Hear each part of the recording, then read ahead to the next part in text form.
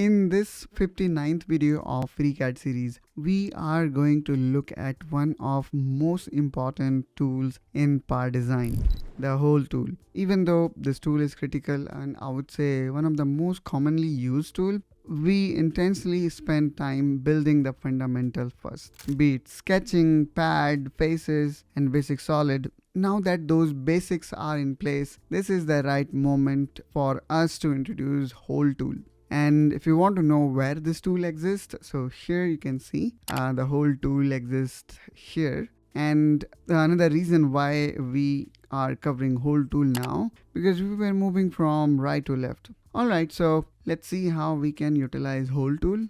For that, here as I'm hovering here, you can see it says that create a hole with the selected sketch. So what does this mean? This means that you need to have a sketch before you plot or want hole. And let's exactly do that. So I'm gonna select the space and now I'm gonna click here on sketcher and let's plot a very simple sketch, maybe a hole, and then I'm gonna give it a dimension. So let me give it a dimension of 1 mm, let's say, for example, and let's make it like 5 mm far away from here, and similarly 5 mm far away from another side, and that kind of bring the sketch in the center. I'm gonna close. Alright, so after plotting this sketch, let me select it and let's click here on hole. Now as soon as you hit hole, here I can see a preview of a particular type of hole.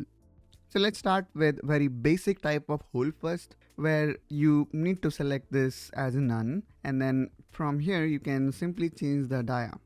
I know, we have defined the sketch with certain diameter, but the hole give you flexibility to customize it based on your requirement. So this is a simple type of hole, and of course you can control other things. For example, how much depth do you want? So right now I have made it 3 mm depth, 2 mm depth. So in this way we can define the diameter we want and the depth of hole.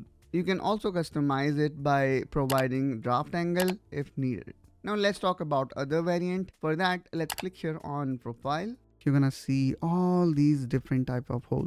It can be isometric followed by entire word, and it can also be a US specific grade. So for the time being, I'm gonna go with isometric regular profile. And now here we have option to choose like which particular variant you want to go with. So let's say I'm gonna go here with M5. Here you also can see the depth, where you can define whether you want through all depth or you would like to specify the depth. For example, if I specify the depth of hole, let's make it 40. And now if I see here, it is a perfect milling style hole. Now you would like to add some draft here, you can add taper value.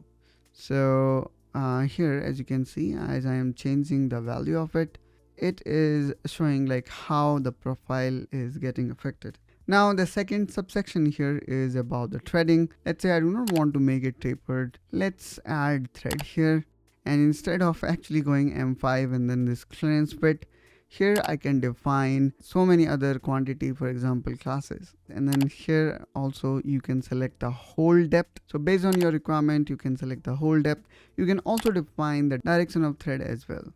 Now after defining this, you can either say okay, or you can also see what are other options do we have. For example, we do have Counterbore, Countersink, Counterdrill, and many other type of drill which follow ISO and DIN standard. And one more thing I wanted to talk about, let's say if you are doing the plain drill, here we also have got option to define whether I would like to go with milling, which is flat surface removal type, versus you would like to go with drill, which kind of have got a little bit sharp pointed tip. So for example, let me add Counterbore here. As soon as I add Counterbore here, you can see how easy it is to create Counterbore. And then further with these values, we can customize diameter and depth of it. Now let me click OK. And this is how we have formed our first ever hole. So that's all guys from my side in this video. Hope you find this video helpful and informational, where we discuss about various type of hole that exist in FreeCAD. Hope you find this useful and informational. If so, then please make sure you subscribe to Engineering Pritam for more such content, and I will catch you soon with one such another video. Till then, you take care and bye bye.